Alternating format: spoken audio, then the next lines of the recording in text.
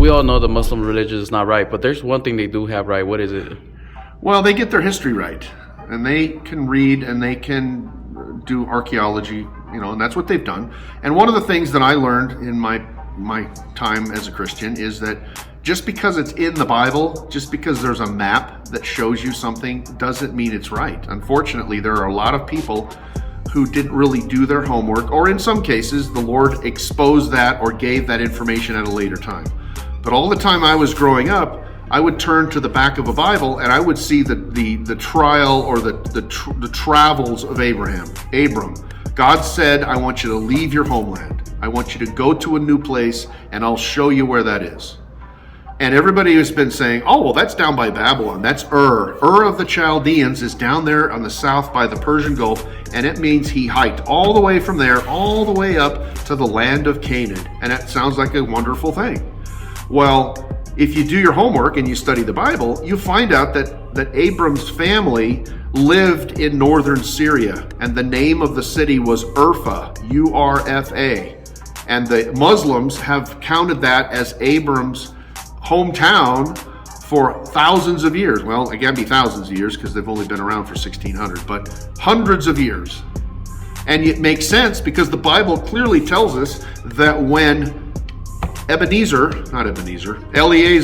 that's close, was sent to find a wife for Isaac, he went to the land of his forefathers, and where did he go? He went to northern Syria. He didn't go all the way to Babylon to go meet Laban and his sister, which became Isaac's wife, Rebekah. He went to northern Syria. He went to Haran, and he went to the location where they live. So that's a big correction that a lot of the Bible people have not applied to their books, because it doesn't sound as glorious. If Abraham has to pack everybody up and move 500 miles, that's much more exciting than finding out that Abram and his guys and his family and his possessions, they traveled approximately 25 miles south into the promised land. They crossed the border. Hebrew means to cross over, or one who has crossed over, and it's talking about the family of Abram who came into the promised land. They were living north of the boundary for what the Lord said was his promised land, and God says, hey, come into this land, and I'll show you where you are going to live and what you're going to inherit.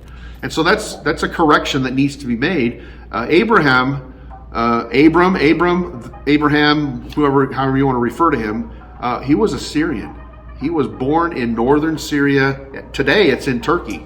He lived in the nation of modern day Turkey, and God says, come away from the gods of your fathers and come down and claim your promised land. And God tells us Abram and all of his men and all of his family and everybody, they packed up and they moved south and they crossed over the river and came into God's covenant land.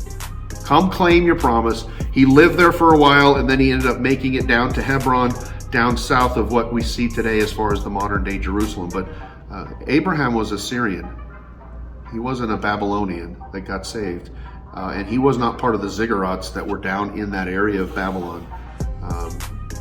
But anyway, it helps you when you research the Bible, because the Bible clearly tells us his family and his father's family and his brothers and they all lived in northern Syria. And Syria is part of the covenant promise that was made to Abraham.